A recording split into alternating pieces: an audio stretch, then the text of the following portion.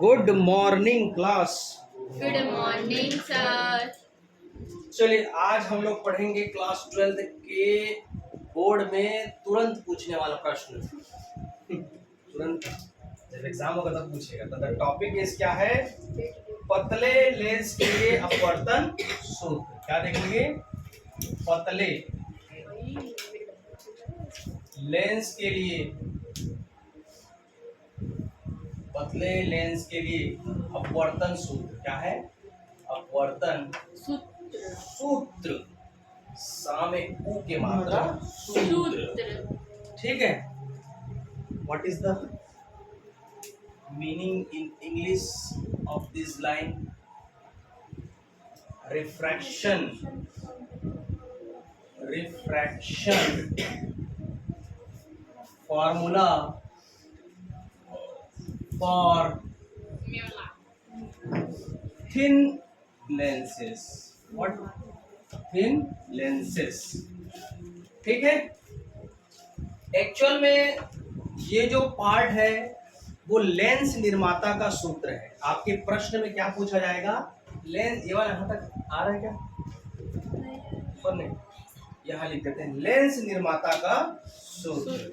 जैसे फिल्म निर्माता होता है ना, फिल्म निर्माता होता है ना कोई, वीडियो एल्बम वगैरह, वैसी लेंस के निर्माता का होता है लेंस निर्माता का सूत्र। ये नाम से पूछा जाएगा या फिर वो नाम से पूछा जाएगा। लेंस निर्माता का सूत्र क्या होता है? लेंस निर्माता, इस चीज को बड़े ध्यान से समझो। लेंस निर्माता क्या होता है? जैसे वीडियो वगैरह बनता है तो उसका एक निर्माता होता है, ठीक है। पिक्चर वगैरह होता है उसका निर्माता है। मतलब वो निर्माता क्या करता है, वो अपने अनुसार जैसा चाहे वैसा उस फिल्म के स्क्रिप्ट को बना सकता है, बदल सकता है। सेम उसी को कॉपी किया है यहाँ के साइंटिस्ट ने, ठीक है, या यहाँ के लोग वहाँ के लोग की कॉपी किए हैं, या वहाँ के लोग यहाँ के चीज को कॉपी किए हैं।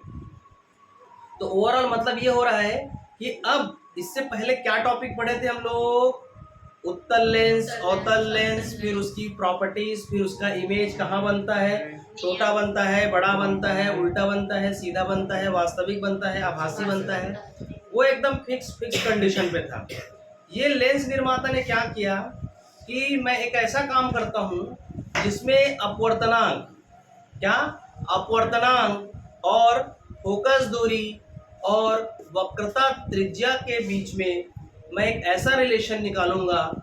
इस रिलेशन के थ्रू मैं अपने हिसाब से उत्तल अवतल लेंस बना सकूं, अपने हिसाब से फोकस दूरी को भी एडजस्ट कर सकूं, उसके रिफ्रैक्टिव इंडेक्स को भी एडजस्टमेंट कर सकूं, ठीक है, उसके रेडियस ऑफ कर्वेचर को भी मैं कंट्रोल कर सकूं।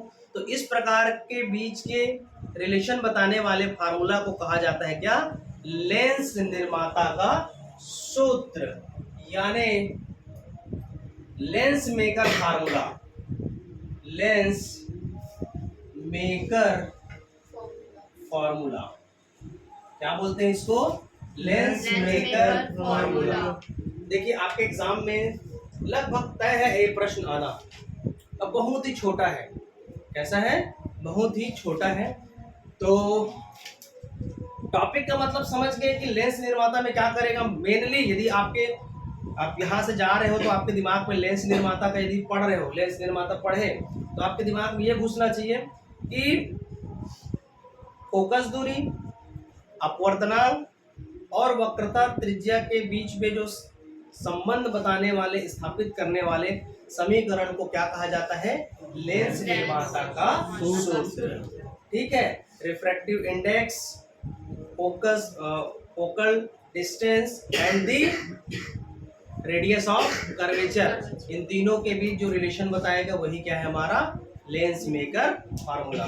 चलिए हमने क्या क्या कहा, हमने कहा कि आपका रिफ्रैक्टिव इंडेक्स यानी अपवर्तनांक क्या होता है, अपवर्तनांक, और फोकल लेंथ यानी फोकस दूरी, फोकस दूरी। और मैंने क्या बोला, radius of curvature, radius of curvature यानी वक्रता त्रिज्या के बीच जो रिलेशन बताएगा उसको क्या कहते हैं? लेंस निर्माता का सूत्र, लेंस मेकर फार्मूला। हिंदी और इंग्लिश मीडियम दोनों में क्लियर है? परिभाषा सबको समझ में आ गया? परिभाषा सबको समझ में आ गया? ठीक है, अब मैं लिखता हूं क्या इसका,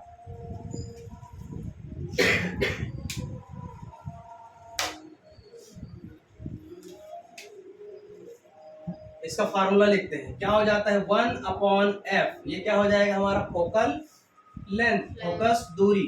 ये होता है म्यू माइनस 1। क्या होता है? Mu minus 1। ठीक है, म्यू माइनस 1 और अंदर में होता है 1/r1 माइनस 1/r2।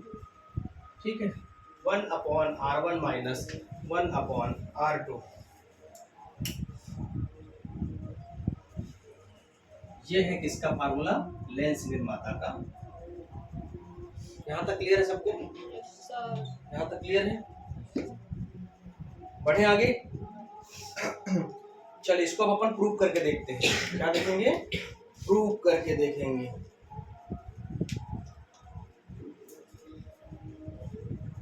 डन यहाँ तक?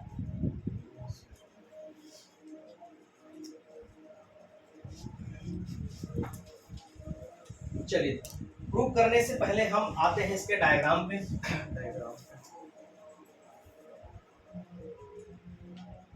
डायग्राम पे मैं क्या बोला शुरुआत में कि हम उत्तल को अपने मन चाहे फोकस दूरी या अपवर्तनांक के हिसाब से हम एडजस्टमेंट कर सकते हैं।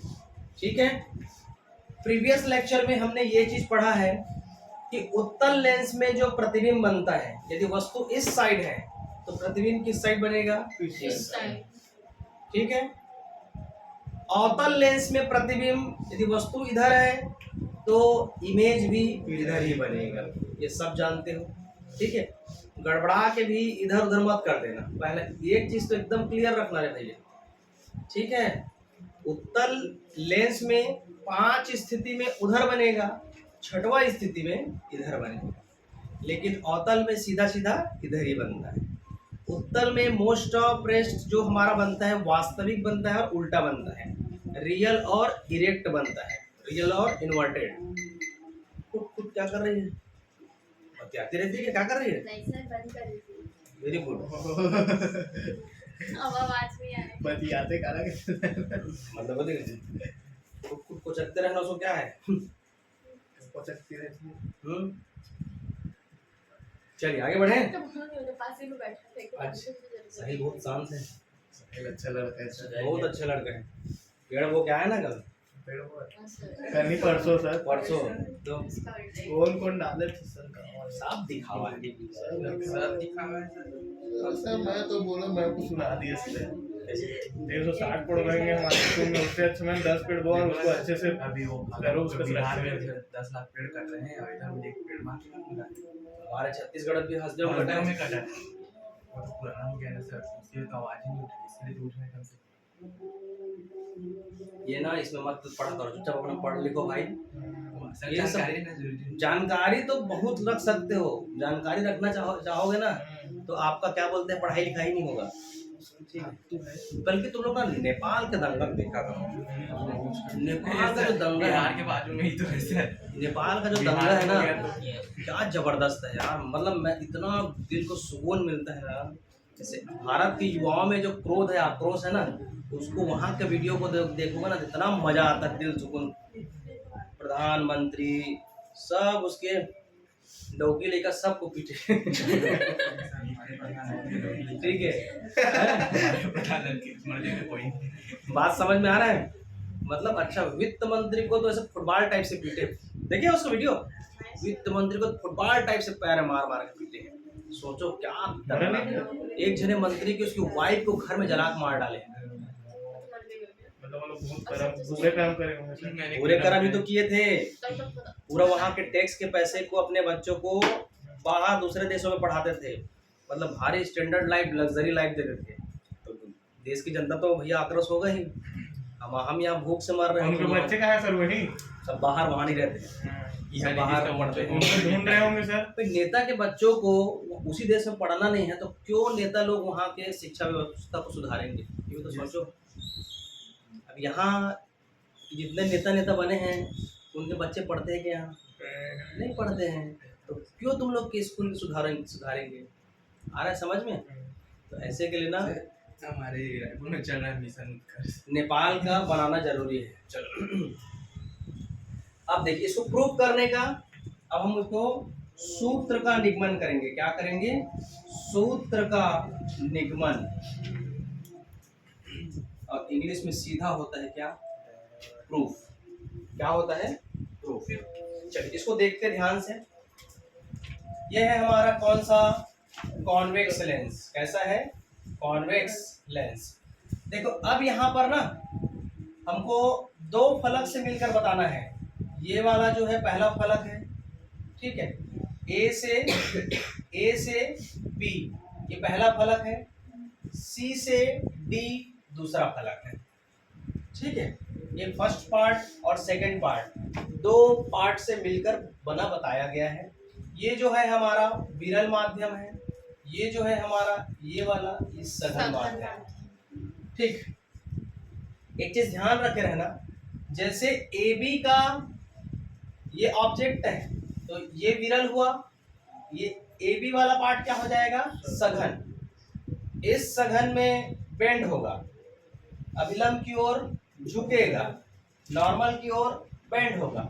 लेकिन जब इस वाले की बात करेंगे तो इसका जो ऑब्जेक्ट है, इसका जो ऑब्जेक्ट है वो पहले वाले का इमेज है।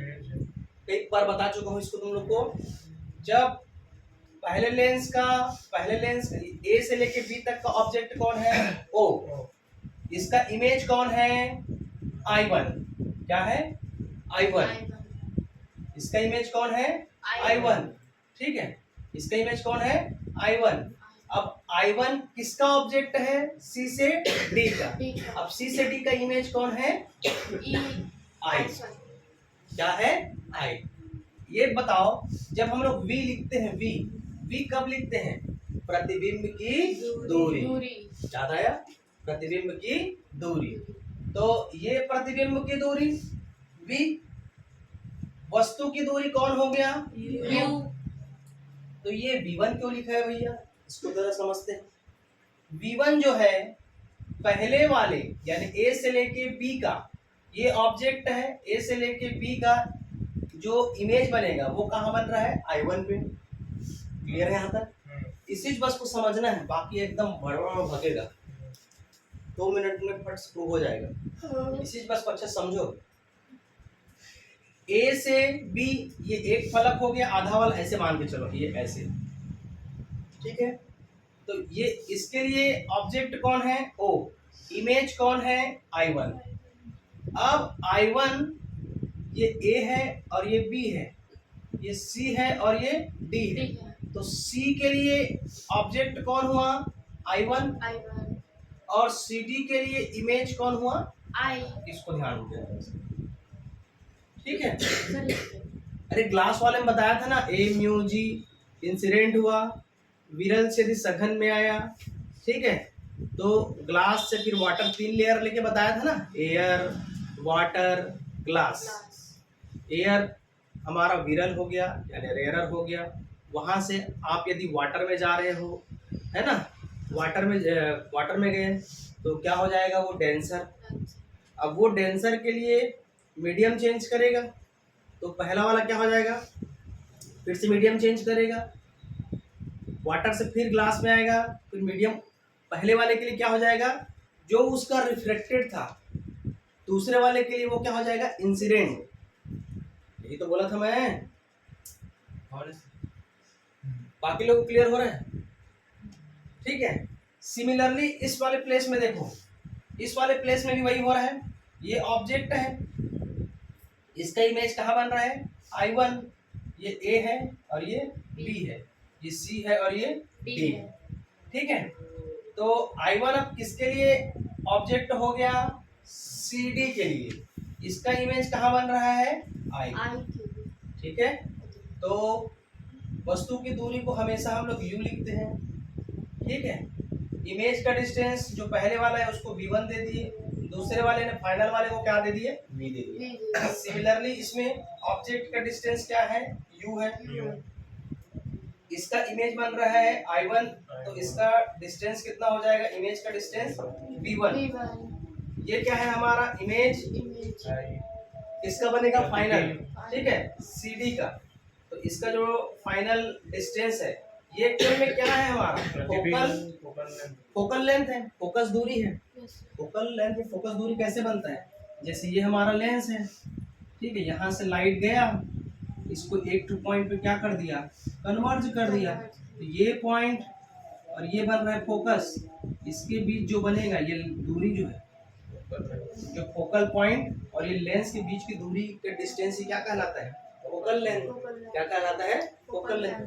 जैसे तुम लोग चश्मा पहनते हो, चश्मा उसको जहां तक क्लियर दिखाई दिया वो क्लियर दिखाई दिया, और ये चश्मा इसके बीच का डिस्टेंस क्या कहलाता है, फोकल फोकस दूरी यानी फोकल लेंथ। बराबर है, यहाँ पर बढ़ जाए।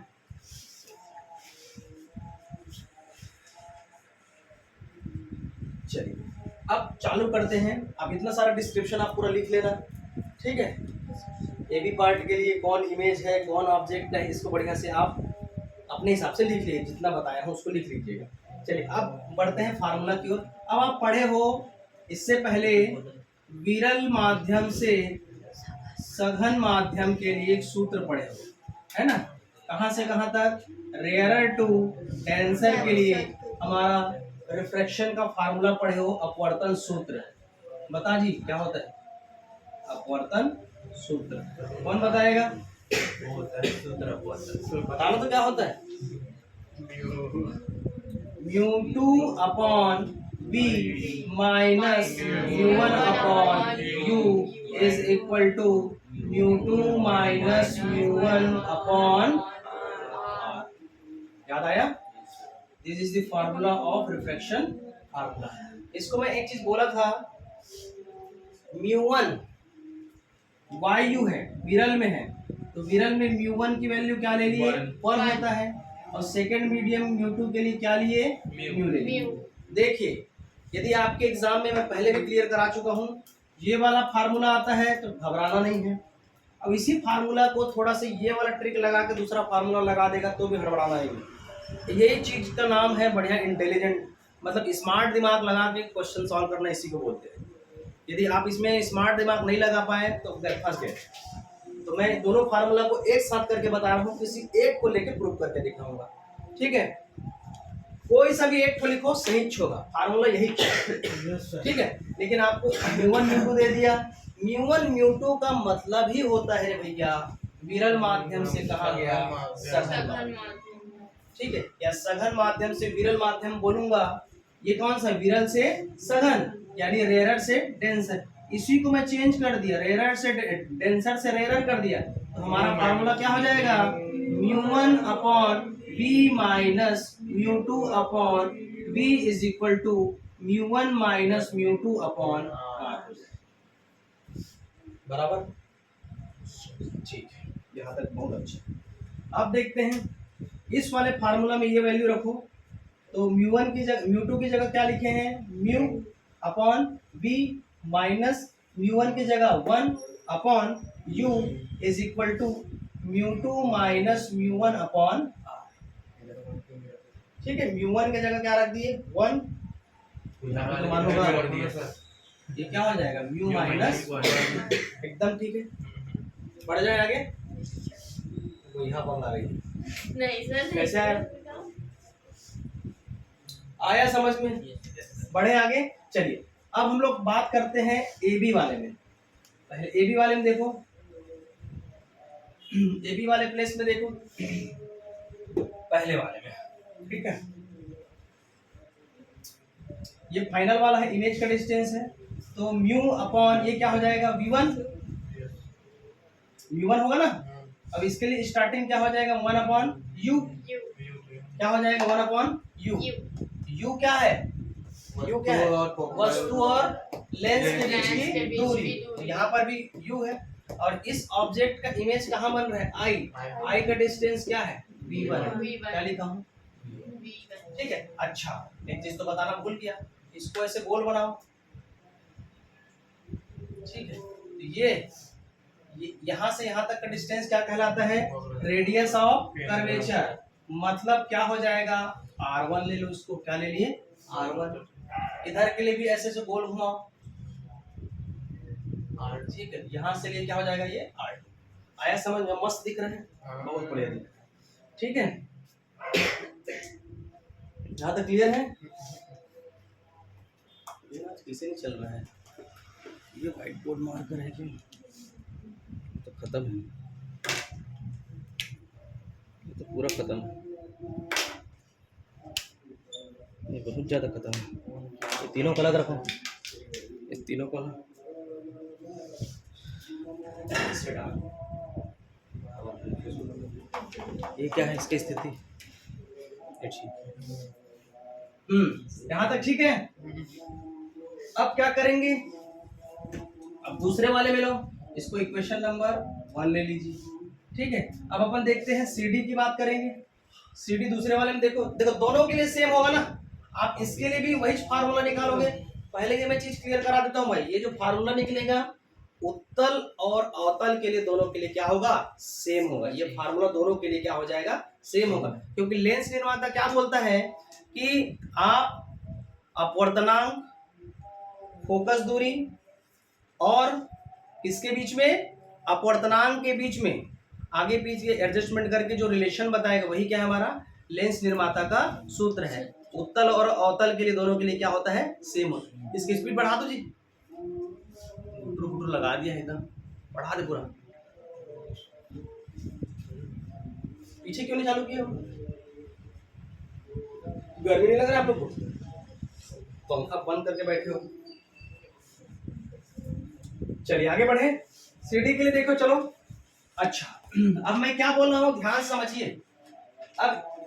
अब कौन से मीडियम में जाएगा? सघन से विरल में जाएगा भाई।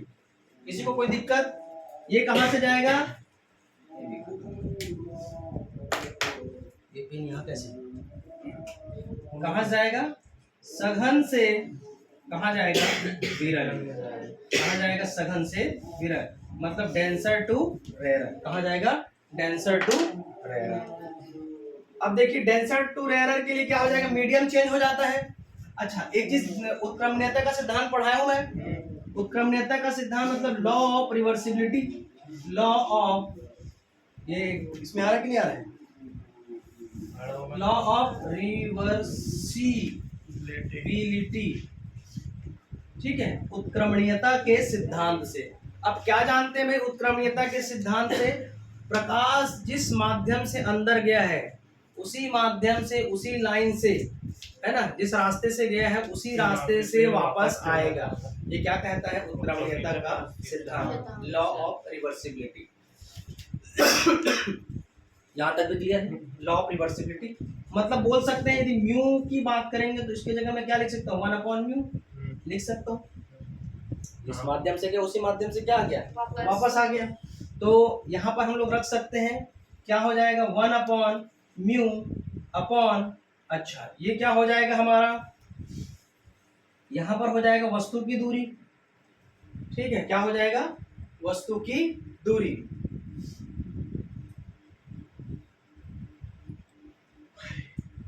क्या हो जाएगा? वस्तु की दूरी है।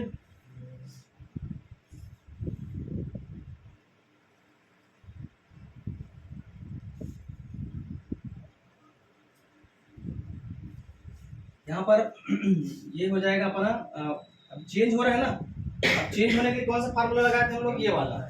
ये चेंज हो जाएगा अपवर्तनांक, है ना। तो इसके लिए क्या लिखा है?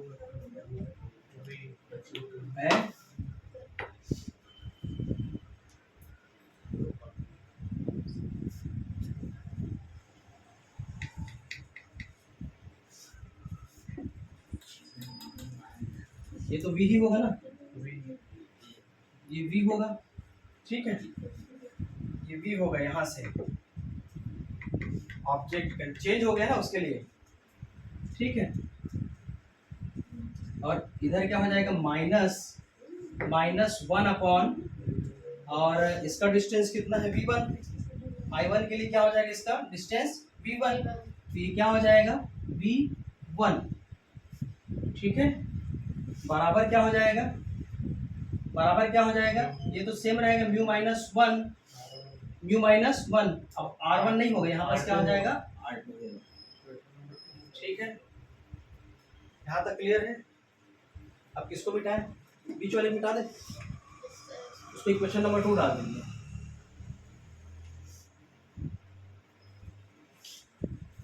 ठीक, तो यहाँ पर हमको क्या मिल गया,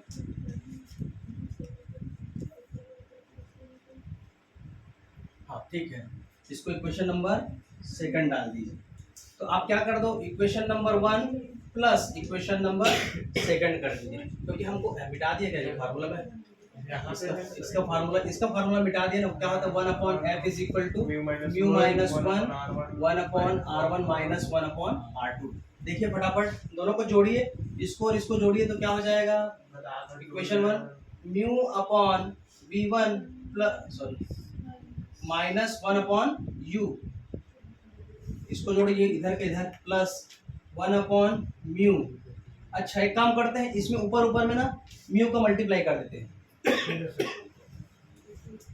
म्यू को मल्टीप्लाई कर देते हैं, 1/v, तो ये क्या हो जाएगा μ/u1। म्यू को मल्टीप्लाई करेंगे मतलब इधर भी होगा उधर भी होगा, तो ये क्या हो जाएगा म्यू, नहीं ये तो 1 हो जाएगा, 1/v माइनस μ/v1 बराबर, पहले उसको लिखता हूँ म्यू माइनस 1/r प्लस, अच्छा ये 1 हो जाएगा और वो म्यू हो जाएगा, 1 माइनस μ/r2। क्या एकदम सही है, ठीक है जी। इधर देखो, अरे भाई इसमें म्यू का गुणा करोगे तो ये कट जाएगा, 1 हो जाएगा 1/v माइनस, तो इधर म्यू 1 के साथ म्यू का गुणा हो जाएगा μ/v1 इक्वल, पहले इसको लिखो तो म्यू माइनस 1/r1, जोड़ना है तो जोड़ दो, प्लस लगा दीजिए। अच्छा इसमें म्यू को गुणा कर, इसमें म्यू का गुणा नहीं, अब इधर क्या हो जाएगा, चेंज हो जाएगा, 1 माइनस म्यू हो जाएगा। ठीक है, उत्क्रमणीयता के सिद्धांत से, ठीक है 1/म्यू। ठीक है, तो अभी क्या हो, क्या कटेगा, ये प्लस और ये माइनस, ये प्लस में है और ये माइनस में, तो ये क्या हो जाएगा 1/v माइनस 1/u। इधर इधर क्या बचेगा, ऐसा ऐसा बनाओ इसको, तो चल रहा है क्या, इसको मैं क्या लिख सकता हूँ म्यू माइनस 1, म्यू माइनस 1 लिखूंगा तो ये क्या हो जाएगा माइनस, क्योंकि म्यू माइनस में है, माइनस माइनस क्या हो जाएगा प्लस। समझ आया कि नहीं आया, ये समझ आया कि नहीं आया, ये क्या हो जाएगा R1 के बाद ये R2। ठीक है, इसको जी 1 माइनस म्यू है तो इसको क्या लिख सकता हूँ, माइनस कॉमन लेके म्यू माइनस 1। ठीक है, तो अब क्या हो जाएगा, अब हमको ऐसे लाना है, ऐसे वाला फार्मूला, ऐसे वाला फार्मूला लाना तो क्या करेंगे, दिमाग लगाओ, क्या दिमाग लगाएंगे, हम ये जानते हैं क्या कॉमन लेना है, कॉमन ले लेते हैं, क्या हो जाएगा म्यू माइनस 1 तो कॉमन हो जाएगा, अंदर में इधर क्या बचेगा R1 माइनस R2, और उधर पर सूत्र से पढ़े हैं वो है ना, इधर वाला तो आ गया। अब इधर वाला कैसे आएगा, हम ये जानते हैं, रुको हम ये जानते हैं, क्या जानते हो तुम लोग, यदि वस्तु यदि मान के चलो इन्फिनिटी में है, वस्तु यदि इन्फिनिटी में है तो इसका इमेज कहाँ बनता है रे भैया, ये जानते हैं, वस्तु यदि इन्फिनिटी में है तो कहाँ बनेगा, फोकस पे, तो 1/f माइनस 1/infinity बराबर mu minus 1 minus R1 minus 1/R2। ठीक है, नीचे नहीं आ रहा होगा, सूत्र मिलेगा नहीं भाई, वो अलग सूत्र क्या लगाना है, ठीक है सर, दर्पण सूत्र से आइए पूछो ना, कुछ डाउट है तो, नहीं सर, कुछ डाउट है, अरे ये तो जानते हो जी, यदि वस्तु इन्फिनिटी में है, कल तो बताया हूँ, इन्फिनिटी में रहेगा तो कहाँ बनता है, फोकस पे बनता है। यस सर, तो जानते हो ना हाँ, भैया, वो तो कहाँ जानते पढ़े हैं। हो, घोर घोर के पढ़े हो, शॉर्ट वाला ही बताया हो, लॉन्ग वाला ही बताया हो। तो देखो इसमें क्या हो जाएगा 1/f, Sorry. अब इसको लिखने की जरूरत नहीं है, तो ये क्या बन जाएगा म्यू माइनस 1, और इधर क्या बचेगा 1/r1 माइनस 1/r2। अतः सिद्ध हुआ है यही क्या है निर्माता लेंस सूत्र है, निर्माता का। सूत्र है। ठीक है, बता इसका रहा जो है। कुछ पर अपना डिपेंडेंस क्या है, क्या देखेंगे कुछ नहीं आया नहीं आए, आया है एक ना एक दिन आएगा सही आया है ठीक है।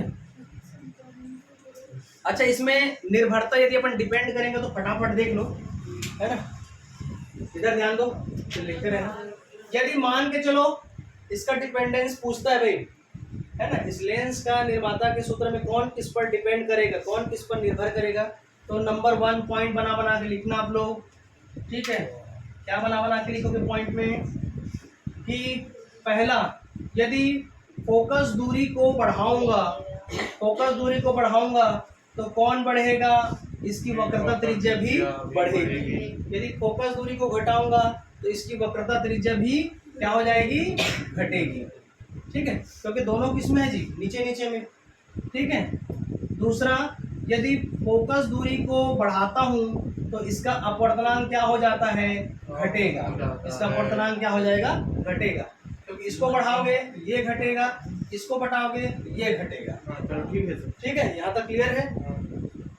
अब इससे क्या समझ में आया, इससे ये समझ में आया कि यदि वस्तु लेंस का जो अपवर्तनांक है, लेंस का जो अपवर्तनांक है फोकस दूरी में मान के चल